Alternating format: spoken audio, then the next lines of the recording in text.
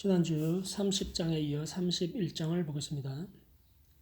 하나님은 야곱에게 자연의 법칙을 뒤집어 엎는 기적적인 축복을 양과 염소를 가지고 베풀었지요.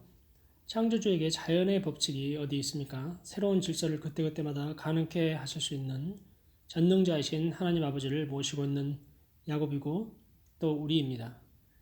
그러나 그분의 섭리 아래서 야곱은 알게 모르게 수많은 고난의 여정을 가고 있습니다. 신자에게도 당연히 이 세상에 여러 형태의 어려움을 만나게 됩니다. 그것이 건강 문제든 인간 문제든 이제 20여 년간의 외삼촌 밑에 머슴살이를 한 야곱은 올 때는 가진 게 없이 갔지만 재물이 어느 정도 상당히 생기게 되는데요. 아니나 다를까 내부에서 남도 아니고요. 내부에서 외삼촌의 아들들이 힘들게 합니다. 우리가 신앙의 길을 가는 동안요. 외부의 핍박보다는 이런 류의 사람과 사람과의 갈등들이 더 많은 것 같죠. 이 갈등들을 잘 풀어나가는 것이 우리의 과제이고요. 그리스도인으로 예수님의 말씀을 따라 사는 제자의 삶이 될 줄 믿습니다. 대체적으로 우리가 잘 되면 세상은 안 좋아합니다. 우리가 축복을 받되 핍박을 겸하여 받는다고 했습니다. 가만히 생각해 보세요. 거듭난 하나님의 자녀와 마귀의 자녀가 같이 살아가는데요. 완전 영적인 피 터지는 전쟁터입니다. 31장 1절입니다. 야곱이 라반의 아들들이 하는 말을 들은즉 야곱이 우리의 소유를 다 빼앗고 우리 아버지의 소유로 말미암아 이 모든 재물을 모았다 하는지라. 남도 아니고 친척인데 이토록 한 사람을 힘들게 합니다. 아직까지 이 정도의 오해 같은 것에 휘말려 본 적이 없으시잖아요. 있으신 분도 있나요? 이절에 보니 외삼촌의 얼굴색이 영 안 좋습니다. 욕심이 한도 끝도 없는 삼촌에게 야곱이 가지고 있는 재물은 마치 도둑 맞은 것처럼 느껴졌겠죠. 분위기가 이쯤 되면요. 무슨 수가 나야지요. 아니라고 해명해서 오해를 풀든지 대책이 있어야죠. 여기서 야곱은 오직 하나님의 명을 따라 가나안 땅으로 돌아가기로 합니다. 3절입니다. 여호와께서 야곱에게 이르시되 내 조상의 땅 내 족속에게로 돌아가라. 내가 너와 함께 있으리라 하신지라. 하나님이 말씀하셨죠. 나의 신앙을 여정을 가는 동안 우리는 어디쯤에 있습니까? 어려움 가운데 있는지 아니면 현재 평탄한 기에 있는지 주님은 나에게 뭐라고 말씀하십니까? 어려움 가운데 있다면 아니면 너무 아무 일이 없어서 직장, 집, 학교만 다녀서 지루해 있든지 간에 우리 모두는 주님의 음성에 귀 기울이고 주님의 뜻을 따라 현재 한 걸음 한 걸음을 살아가야 할 줄 믿습니다. 주님과 동행하는 사람만이 신앙을 가졌다 할 수 있겠고요. 말씀 따라 믿음 따라 가지 않는다는 것은 정말 그 신앙의 기초가 무엇인지 점검을 해봐야 합니다. 야곱을 따라서 같이 산 라헬도 자기 아버지의 우상 드라빔이라는 것을 훔쳐서 가는데요. 아직까지 여호와를 신뢰하는 신앙이 온전히 없는 거죠. 마치 한국의 수많은 교인들이 교회에 나오는데 부적 같은 것도 조금 의지하고 미신적인 것도 좀 믿고 있고 완전히 100% 예수 그리스도로 거듭난 신앙이 아닌 겁니다. 하지만 여전히 희망은 있습니다. 창세전부터 택하신 주의 자녀는 온전치 못한 신앙과 삶을 일구어 가게 하셔서 쓰실 만한 그릇으로 빚어간다는 것입니다. 야곱의 가정이 처음부터 탄탄대로가 아니고 온갖 어려움과 난관을 통해서 비로소 욥의 고백처럼 단련하신 후에 정금과 같이 나올 수가 있게 되는 것입니다. 나를 힘들게 하는 대상이 있습니까? 나 자신의 신체적, 정신적, 영적 문제가 나를 힘들게 합니까?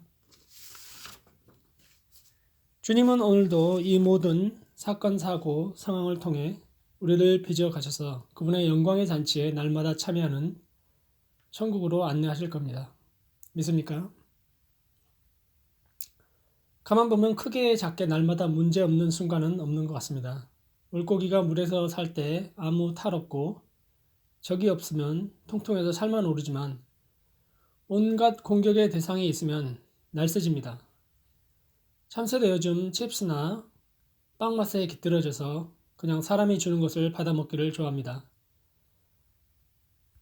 자동차 사이드 미러에 새가 겁도 없이 왼쪽 오른쪽을 번갈아가며 앉아요. 얼른 먹을 거를 달라고. 가만히 보니 살이 상당히 올랐어요. 손으로 그냥 잡아도 안 도망갈 만큼 둔해져서 잡힐 수도 있는 거죠. 스스로 영적인 양식을 먹을 수 있어야겠고요. 온갖 공격의 대상이 나의 실력을 향상시켜주는 트레이너가 될 수 있습니다. 악한 자는 악한 날에 적당하게 두셨다는 말씀이지요.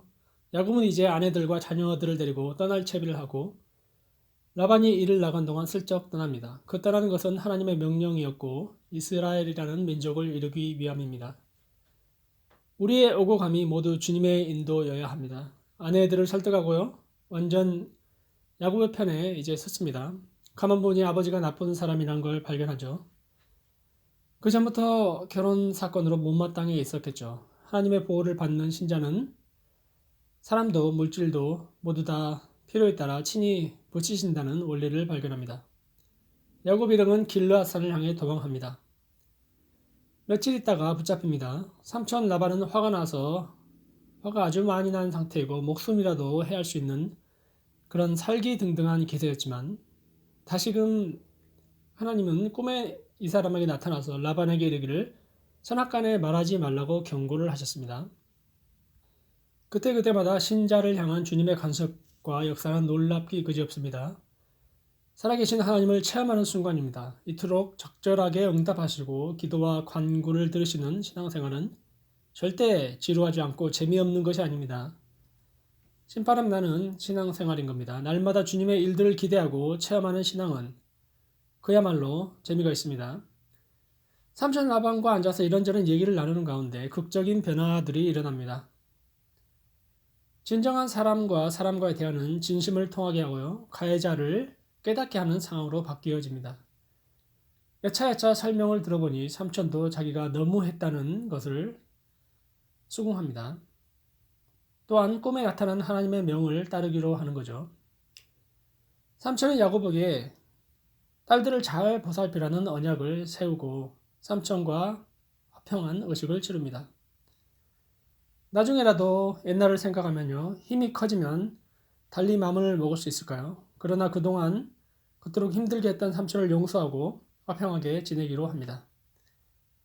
절대로 원수 갚는 게 걱정하지 말 것은 그 몫은 하나님께 있다는 것이죠. 아무리 나에게 험담하거나 못살길 굴거나 해도 되돌려주지 않고 주님 말씀대로 한다면 주님이 그 원수를 천천히 잘 처리하실 겁니다. 그 원리로다가 항상 신앙생활에 승리하는 우리 모두 되었으면 합니다. 기도드리겠습니다.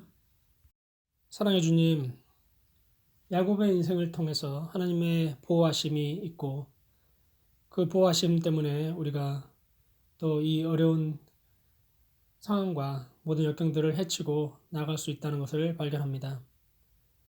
또 우리가 앞으로 해야 될 것은 야곱이 그랬듯이 삼촌의 모든 해롭게 한 과거들을 용서하고 그저 하나님의 원수 갚음을 하나님께 내맡기고 온전한 신앙인의 삶을 살아갈 수 있었던 그것을 배울 수 있기를 원합니다. 그래서 주님의 계획과 뜻을 이루는 모든 예수 그리스도의 공동체 되어지기를 소원하며 예수님 이름으로 기도드립니다. 아멘.